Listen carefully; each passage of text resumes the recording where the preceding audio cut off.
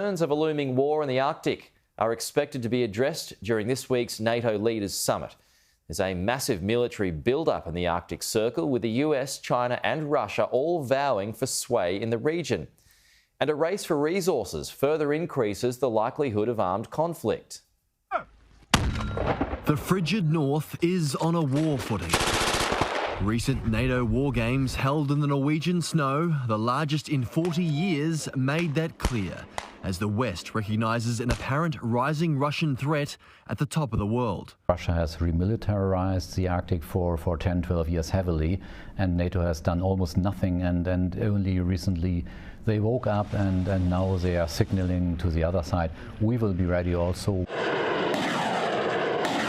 While Ukraine is the international community's present focus, the Arctic is likely to be the future frontier for great power competition. The US has increased Arctic patrols and this year allocated more than $175 million on new Arctic military projects. China has announced an Arctic strategy and built 2 icebreaker ships, while Russia is the most active, reopening Cold War-era Arctic bases, extending runways to accommodate nuclear bombers, and commissioning new icebreaker ships and submarines to strengthen its might in northern seas. They have nothing to fear about.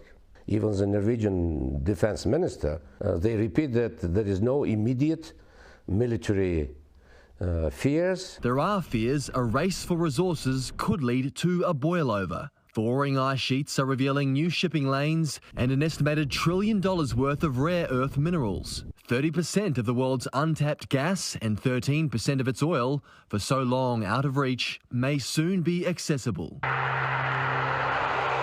And NATO's Arctic bastion, Norway, has already been attacked. Norwegian jets were scrambled at least 34 times last year, responding to possible Russian incursions. Russia is alleged to have carried out mock bombing runs, routinely jammed GPS signals in Norway, and to have hacked its parliament's computer systems. Put together, these sound like acts of war.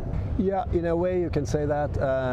We can also see it as it's in a way demonstrating the spectrum of potential threats. Russia claims Norway is the one being provocative, pointing to its hosting of regular NATO war games and allowing the US to operate bases on Norwegian soil. Norway considered itself last few years, it didn't exist, it didn't happen before, not as a sovereign individual country, but a far front of NATO. This is where Norway and NATO ends and Russia begins, a 200-odd kilometre stretch patrolled by the Norwegian military and the Russian FSB. And there are calls for the military rhetoric on both sides to be toned down. We don't think Norway should be as engaged in NATO as we are now. We don't have time for more war. We don't have time for more escalation. We need to go the other way, demilitarization, not more militarization. Those calls are not being heeded. More NATO war games are scheduled here next year. The likely addition of Nordic nations Sweden and Finland into NATO will further inflame Russian tensions, and given Russia's treatment of bordering nations and the expected race for resources, it may prove difficult to lower the temperature in the Arctic Circle. Brent O'Halloran, Sky News on the Norway-Russia border.